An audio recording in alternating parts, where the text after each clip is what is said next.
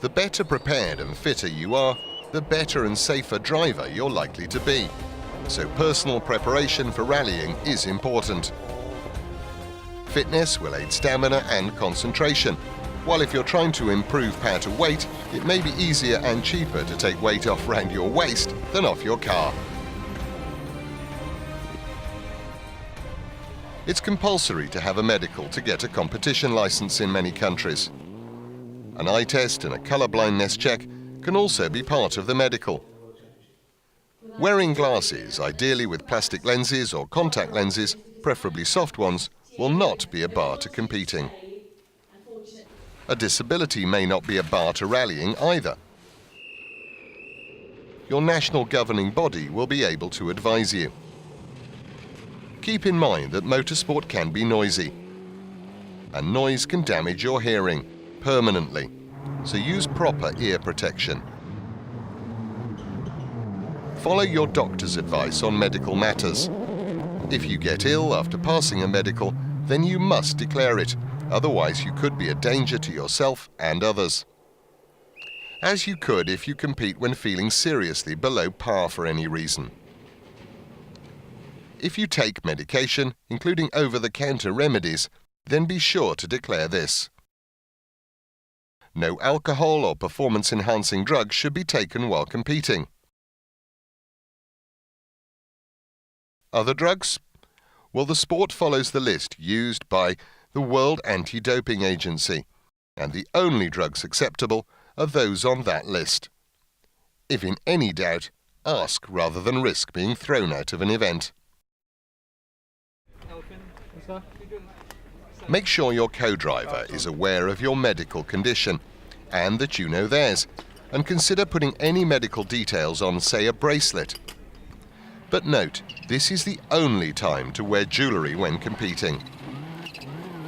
If you're involved in an accident, anything attached to noses, ears, eyebrows or lips may be pulled off with your helmet and cause injury if it needs to be removed quickly. And incidentally, if you're an enthusiastic chewer of gum, don't do so on an event. Gum could kill you if it sticks in your windpipe following an accident. 2 final points on medical matters. Keep injections up to date if you're doing events abroad, and learn something about first aid, not least because competitors may be the first on the scene of an accident.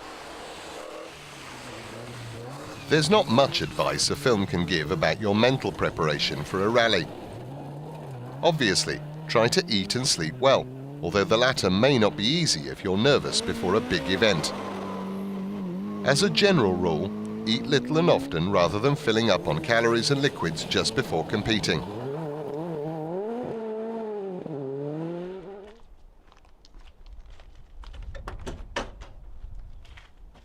Going on a driver training course may help steady your nerves and make you a better driver, and you may find yourself spending less on repairing the car after accidents.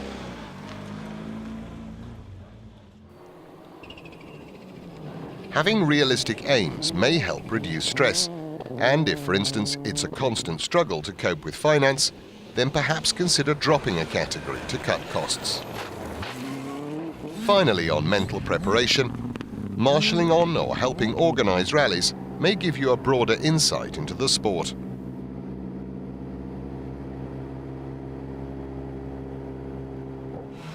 As for other preparation, the best advice is to plan. You may notice that competition often eases towards the end of a championship year as people drop out because of funding problems. Plan and budget sensibly, you may avoid this. Things may be less stressful and you won't be tempted to skimp on safety items. As the sport has its dangers, it's worth keeping your affairs in order. For instance, making sure you have adequate insurance cover. Check what insurance is already in place for the event and top that up if necessary. Regarding personal equipment, get the best you can afford.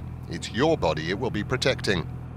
And that starts with your underwear, which, being next to your skin, could be an important line of defense in a fire, so it should be flame resistant, as should any socks. Ensure any kit complies with national or international regulations, and be sure that clothing, seat belts or helmets are not time expired. The rules change from time to time, so you need to be up to date on the latest information. As an example, FIA labelling requirement for homologated seats, etc. now feature a hologram sticker, while seat belts have a sewn-in date label. Moving on with personal equipment, make sure footwear is the right size and that laces are tied so they don't get tangled around pedals. What's fine for a driver may not be quite so good for a co-driver who may need to rush off somewhere. As conditions on rallies vary, it may be worth carrying overshoes to wear when out of the car when wet. As an alternative, there's a range of co-driver boots offered by many of the sports specialist clothing suppliers.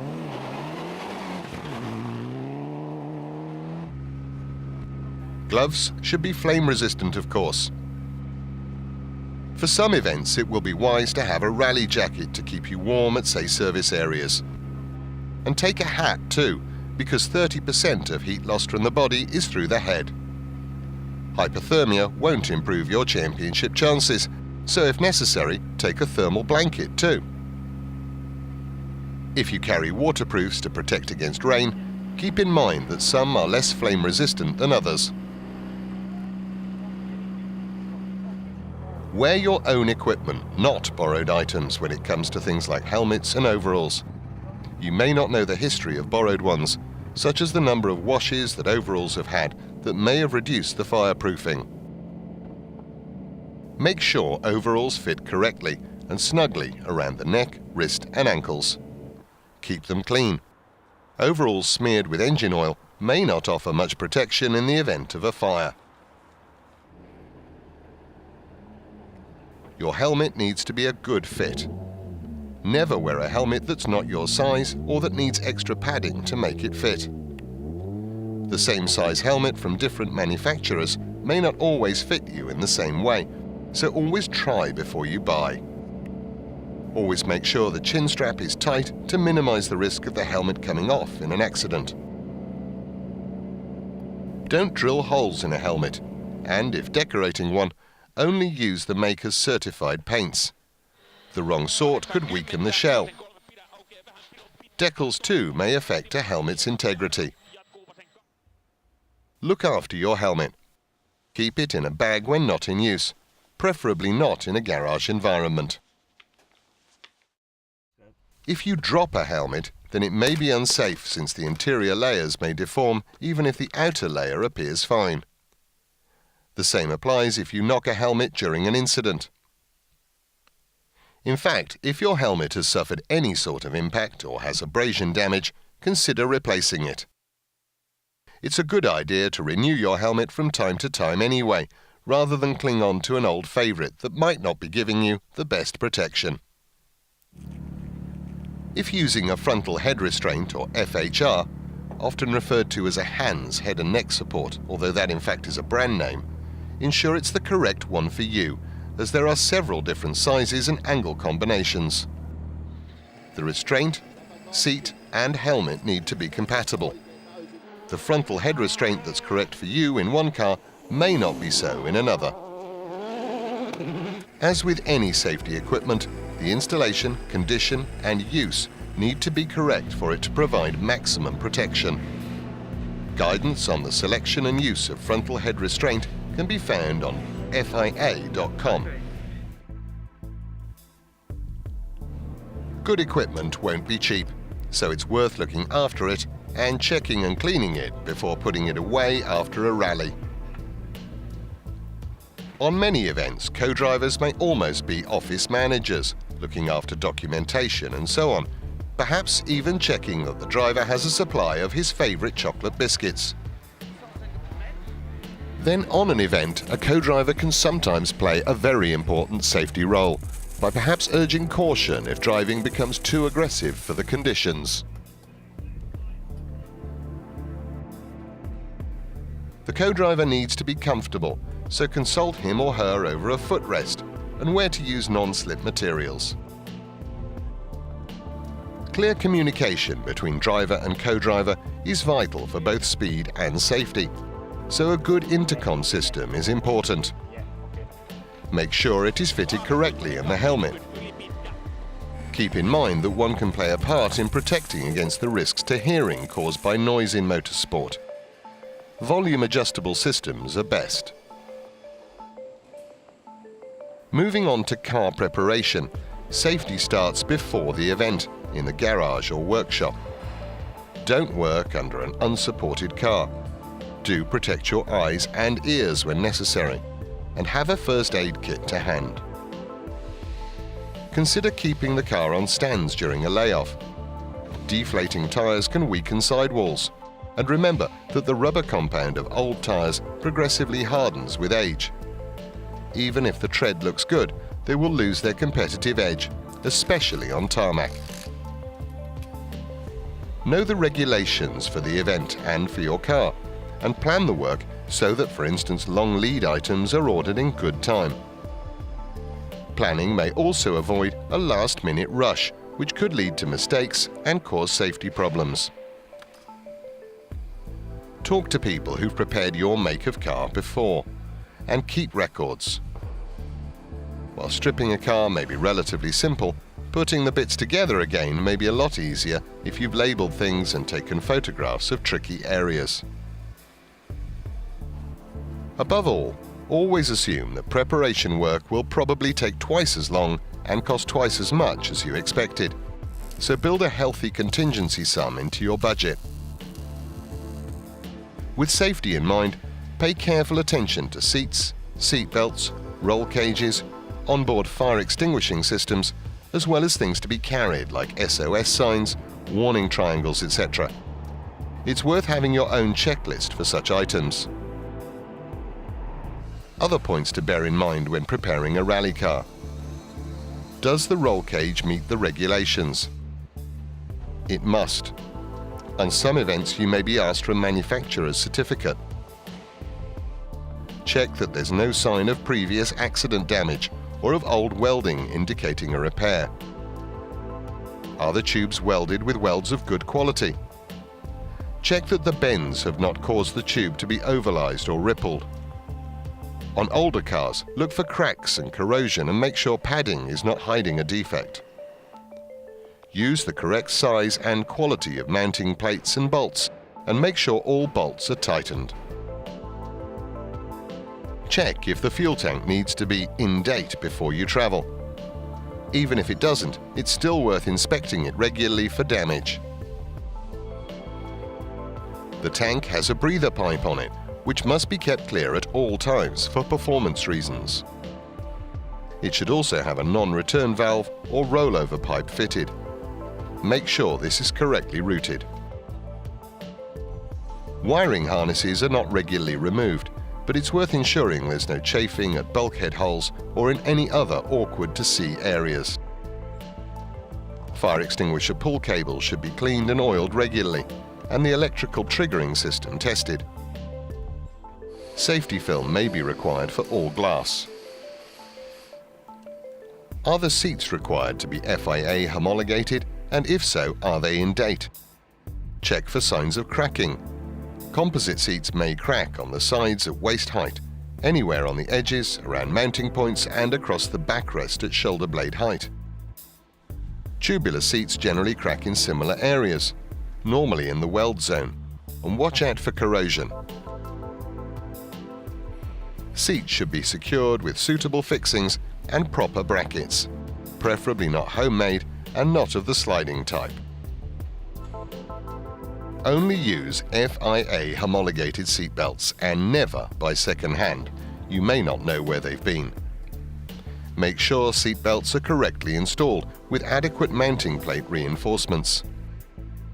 Use a 6-point harness where possible, mounted according to the technical regulations, and keep each strap as short as possible.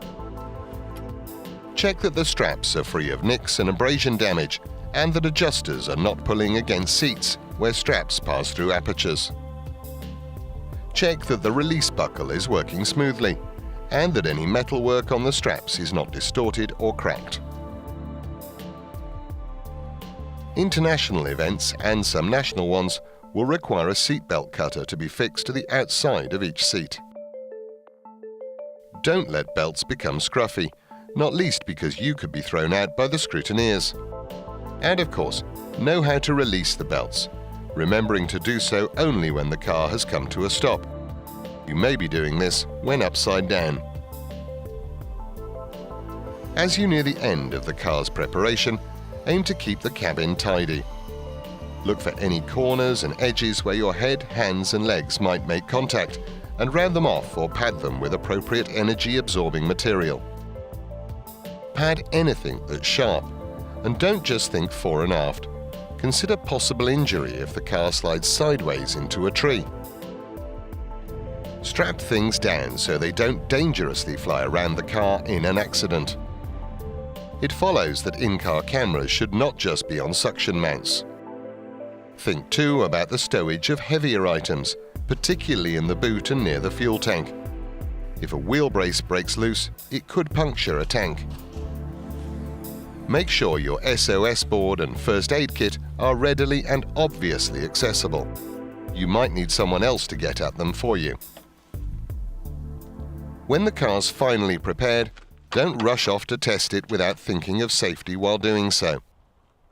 Think too of any other team transport, chase or management cars and trailers, which should be properly maintained and kept clean and tidy with good tyres, working lights and brakes. Anything in the vehicles should be safely secured. Perhaps practice wheel changing during any shakedown test. Then, as the event approaches, enter in good time and sort out things like travel and accommodation. Check that you have the right level of competition license and study the regulations carefully. Don't assume they've simply been carried over from previous years. Rules may have changed. Raise any queries about the event before the start. If traveling to another country for a rally, know the speed limits there as well as the regulations regarding trailers and towing. Clean your car before scrutineering. This will make it easier to spot leaks or cracks and additionally make scrutineers happier. It's probably a good idea to empty both bladder and bowels before the start. Nerves may act as a natural reminder. Once underway, switch on, concentrate, and don't skimp on fluid intake on long hot rallies. And whatever the event, keep your temper. Rally driving can get stressful, but that's no excuse for shouting at volunteer helpers, for instance. Always respect officials. Their instructions will often be given for safety reasons. And remember that not everyone loves our sport, so don't leave litter or drive carelessly on public roads.